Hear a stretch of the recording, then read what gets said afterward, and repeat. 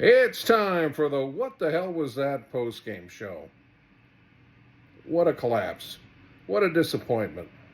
Whole weekend's in the toilet after that Illini collapse. I mean, you only get so mad at players. They're young guys. But doggone it. The biggest thing, though, I look at is, Coach, what are you doing? Quincy Guerrier is just playing like he never played the game before.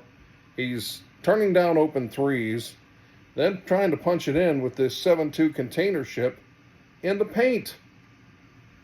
You sit him down. You either sit him down and talk to him or have his time on the pine, teach him a lesson. It's like, well, boy, if I want to get back in the game and be a part of this team making the Final Four, I better take that shot.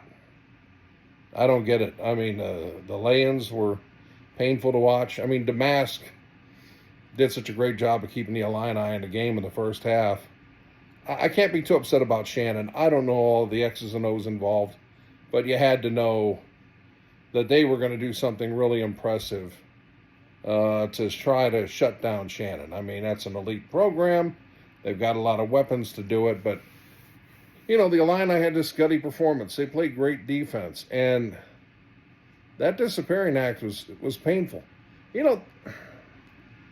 It's tough to be an Illini fan, and let's mention again.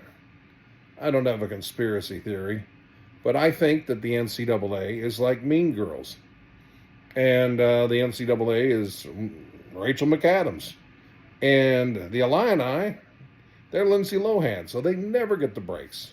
They're not a part of the in crowd with the NCAA. I mean, there were calls that should have been made that just even made it harder to battle against a 7-2 guy, and the Illini are getting hammered and everything else.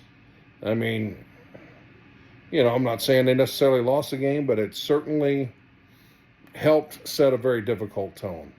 So, anyway, it always seems to work out for the worse for the Illini, and, I'm still not over that UNC game 19 years ago and the refereeing in that game, which really turned me off to college basketball, where Sean May is just allowed to run through the Illini like a bull through a china shop, and then we hold James Augustine to a much different standard, and, he's in foul trouble that game, and that's where the game was lost.